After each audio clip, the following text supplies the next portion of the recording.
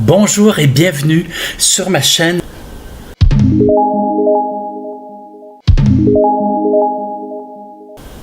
Le député conservateur Pierre-Paul Uz va déposer un projet de loi afin que cesse l'exploitation sexuelle de nos enfants. Pour moi, je n'ai rien contre ce projet de loi. Toutefois, en 2021, déposer un projet de loi contre l'exploitation sexuelle de nos enfants, c'est de la pure hypocrisie. C'est de la pure hypocrisie parce que ça apporte au niveau électoral simplement. Si vous voulez attirer toute l'attention du monde, parlez des enfants. Vous allez voir, il y a combien d'organismes internationaux qui sont devenus des PME parce que, justement, ils parlent pour la protection des enfants. Avec les années, est-ce qu'il y a eu amélioration pour la protection des enfants dans le monde? Je dirais quelque peu, mais vous savez comme moi, c'est toujours insuffisant. De toute manière, j'ai travaillé contre la pédophilie avec la France durant quelques années. Comme vous le savez, j'en ai parlé dans des vidéos précédentes, comme quoi que c'est utopique de croire que nous allons éliminer la pédophilie et l'exploitation de nos enfants sexuellement. Parce qu'il faut se rendre à la réalité. Si nous arrêtions tous les pédophiles de la planète, il faudrait construire d'immenses prisons parce que vous ne pouvez croire combien ils sont nombreux et nombreuses. Est-ce que des enfants abusés sexuellement, ça les dérange? Eh bien, il y a encore des gens qui croient que non, c'est une expérience sexuelle. Et lorsqu'une personne vous dira que c'est une expérience sexuelle, posez-vous des questions sur son orientation. Parce que c'est de cette façon que s'expriment les pédophiles. Et certains vont dire, oui, mais on leur montre leur sexualité. Si je reviens à la pédophilie mondiale et l'exploitation des enfants à travers le monde, c'est un enjeu tellement gigantesque qu'il n'y a aucun gouvernement présentement louable pour en venir à protéger les enfants. Il y a la femme de Donald Trump qui a vu durant les 3 dernières années. Mais nous savons que ce n'est pas suffisant. Bien sûr que parfois il y a des arrestations. Parce qu'il faut qu'ils démontrent quand même que les policiers du monde et les gouvernements du monde sont en action. Mais il y a derrière ça une autre hypocrisie. Je ne veux pas être négatif, je suis réaliste. C'est-à-dire que oui, il y a des choses qui se font par des groupes communautaires généralement. Eux, ils sont sincères. Eux, on peut leur faire confiance et ils ont le cœur pour y arriver à aider nos enfants. Mais prenez au Québec. On apprend encore en 2021 que la DPJ, qui sont là pour aider nos enfants en difficulté, sont complètement débordés, manquent de moyens, un peu comme nos aînés, c'est-à-dire on les a laissés pendant des années à eux-mêmes. Il y a eu des coupures drastiques par le Parti libéral de Charest, Couillard, Barrette incorporé. Le mal qu'ils ont fait à la société ne se calcule pas en monnaie. C'est démesuré. Alors imaginez présentement avec ce que nous vivons, avec le nouveau gouvernement, disons qu'il peut simplement rachever des gens déjà au bout du rouleau. Les enfants ne votent pas, donc on ne porte pas beaucoup d'attention à eux. Même s'il y a des projets de loi, même s'ils font des commerciaux, même s'ils dépensent beaucoup d'argent pour montrer qui ils voient, il n'y a pas grand-chose qui se fait. À mon avis, il n'y a pas grand-chose qui se fait. Il y a combien d'enfants encore en 2021 qui vont mourir dû aux abus d'adultes? L'abus sexuel existe depuis tellement longtemps, mais ça ne fait pas longtemps que nous avons pris conscience combien ça perturbe les enfants. Moi, j'ai été abusé durant quelques années par un pédophile, un ami de la famille qui est devenu ami rapidement. Est-ce que ça a touché ma vie en général? Bien sûr. Il a fallu que j'aille en thérapie. Et c'est une pièce de théâtre que j'ai jouée qui m'a fait tout remonter ce que j'avais enfoui dans mon subconscient, que je ne voulais pas revivre. Et c'est à partir de ce moment-là que je suis passé en action, faire des tournées au Québec et en France pour justement demander qu'on ait davantage de gens solides et avec un cœur à bonne place pour protéger nos enfants. Mais, que voulez-vous, les gouvernements n'ont jamais suivi comme tel.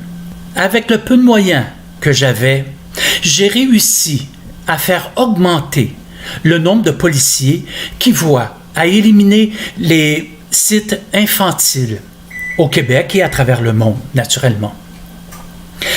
Mais j'ai quitté dû à des menaces des groupes pédophiles qui sont tellement bien organisés. Si vous saviez comment sont organisés et l'argent qu'ils ont, vous seriez surpris. Je ne dis pas que tout est négatif, non. Il y a des enjeux encore qui sont intéressants parce qu'il y a des gens, monsieur et madame tout le monde, qui se regroupent pour y voir. Toutefois, encore là, lorsque j'ai fait une pétition à travers le Québec, les gens ont répondu d'une façon extraordinaire. Parce que signer pour protéger nos enfants, ça ne demande pas une capacité de s'impliquer énormément. On se dit, hop, il y a une personne qui y voit, alors je signe. Et ils signent avec le cœur. Ils veulent que nos enfants soient protégés. Toutefois, lorsque j'ai organisé quelque chose pour faire déplacer des gens à la protection des enfants, c'est là que la différence est arrivée. Il y a beaucoup de gens qui sont pour ça, protéger nos enfants, mais qui attendent après les autres pour que ça se réalise. En France, c'est la même chose qui est arrivée, malheureusement. Bouclier France, qui avait fait une pétition écrite dans ce temps-là, en 1996-97, ont réussi à recevoir 500 000 signatures de Français et Françaises qui ont été envoyées au président de la République. Aucun retour. Au contraire, ils ont commencé à avoir peur de Bernard Valadon, qui, lui, était à la tête du Bouclier France. Par la suite, moi, j'ai créé le Bouclier Québec. Mais j'ai dû quitter dû aux menaces, mais aussi, je ne peux pas vraiment en parler ouvertement, mais disons que j'ai déchanté énormément au niveau politique et autres au Québec. Il y a combien de projets de loi, de livres qu'on a payés au gouvernement, on a payé des professionnels et qu'on a tabletté avec succès. Et nos enfants n'ont jamais connu les résultats qu'on devait s'attendre à travers les recommandations de ces rencontres, colloques, projets de loi et autres. C'est pourquoi que je parle d'hypocrisie en 2021, un projet de loi pour protéger nos enfants contre l'exploitation sexuelle, sachant très bien combien nos enfants sont exploités sexuellement, mais sont battus aussi, et combien de nos enfants depuis 1 an sont brisés psychologiquement, sont en dépression, nos jeunes aussi, combien d'entre eux se sont enlevés la vie parce qu'ils n'étaient plus capables de vivre isolés, à ne plus communiquer avec leurs amis, avec leur famille correctement, et à vivre avec aucun sport, aucun avenir, et en plus d'aller étudier avec un masque et des distanciations sociales, le titre le dit, distanciation sociale. Le jour où tous les gouvernements se mettront ensemble, sérieusement, et adapteront des lois qu'ils mettront en vigueur. C'est ça qui est intéressant. C'est que oui, il y a des lois dans le monde pour protéger les enfants, mais elles ne sont pas en vigueur, comme la majorité des lois. C'est drôle, depuis 1 an, comment on invente des lois très rapides pour se donner du pouvoir au gouvernemental et médiatique afin d'arriver à ses fins.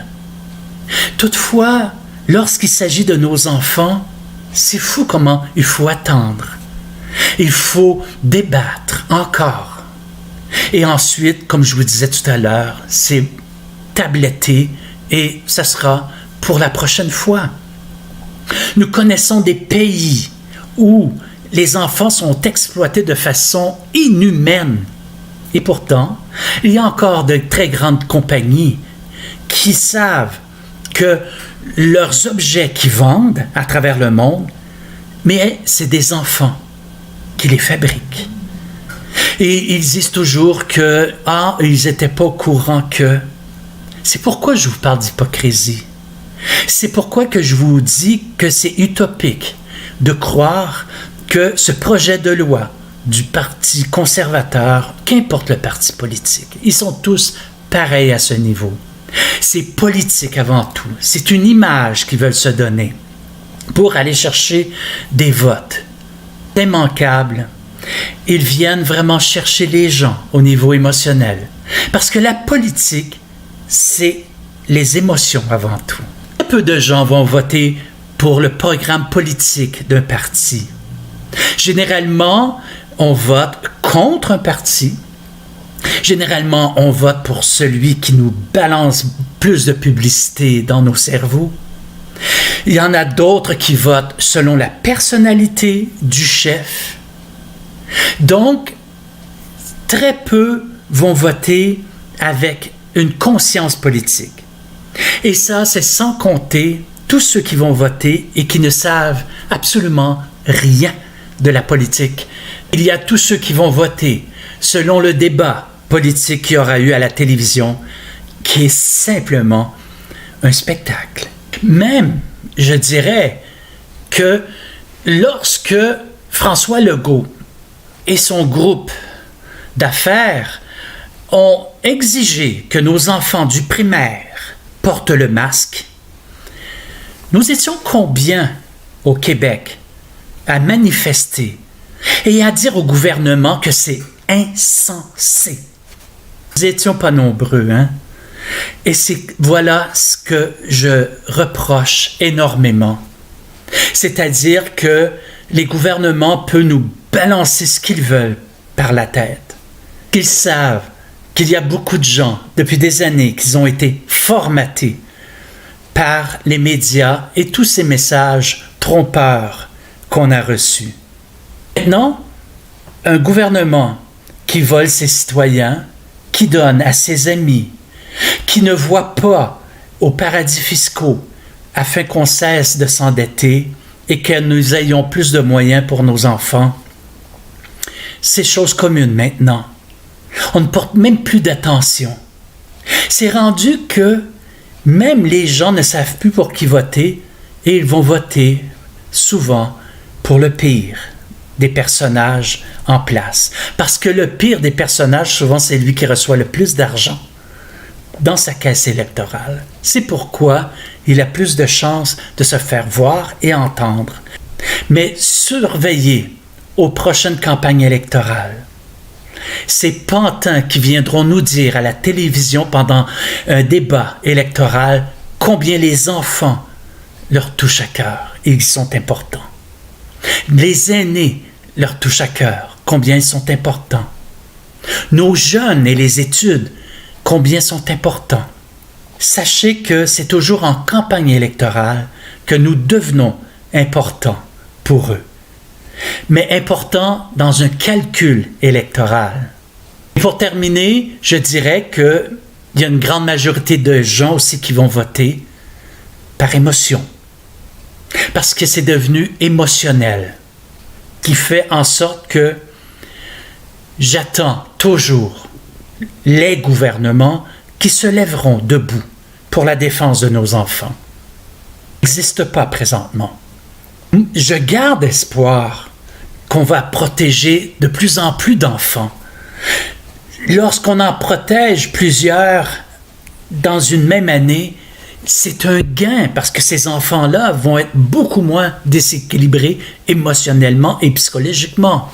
Il faut y voir, c'est très important. Pour terminer, je dirais que pour protéger nos enfants, les adultes doivent tout d'abord se responsabiliser, voir à ses propres enfants, à les protéger. Ensuite, si nous voyons des enfants qui sont maltraités ou abusés, il faut dénoncer. Il ne faut pas avoir peur de dénoncer parce que l'enfant n'attend qu'après nous pour pouvoir être délivré. Lorsque le jour, on arrêtera vraiment de grandes personnalités qui font du mal à nos enfants, pas seulement nous dire qu'il y a tel événement qui est arrivé.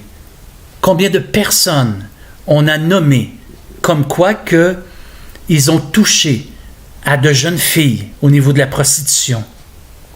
Qu'en est-il aujourd'hui? Qu'en est-il?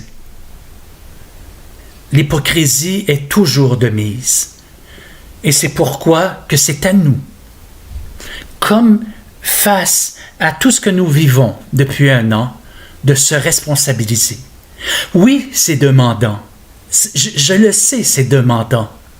Mais si vous saviez combien que ça porte fruit lorsque les peuples se rejoignent pour dire de la même voix, faire contraste aux médias, gouvernements et multinationales qui parlent aussi d'une seule voix. Il faut se responsabiliser, chacun et chacune, et ensuite se rassembler. Pour terminer, ce projet de loi de Pierre-Paul Huse, conservateur au Canada, je crois que c'est comme toutes les autres lois qui ont été votées auparavant pour nous protéger les humains. C'est-à-dire, elles existent. Mais lorsque un homme est pris à exploiter un enfant sexuellement, avez-vous remarqué? Petit projet communautaire qu'il doit faire. Et les plus gros sont toujours protégés, qui vont faire de la prison. Après avoir été pris une 3e, 4e fois. Petits projets de loi qui seront entendus en chambre. Chaque député se lèveront pour dire « Ah, je suis pour la protection des enfants. » Mais c'est l'image avant tout. Tandis que nos enfants ne vivent pas pour les images. Ils sont vrais, ils sont innocents. C'est pour ça que c'est à nous de les protéger. Prenez soin de vous. Prenons soin de nos enfants. Et que la vie soit bonne et toute douce, avec chacune et chacun de vous. Sincèrement. Salut.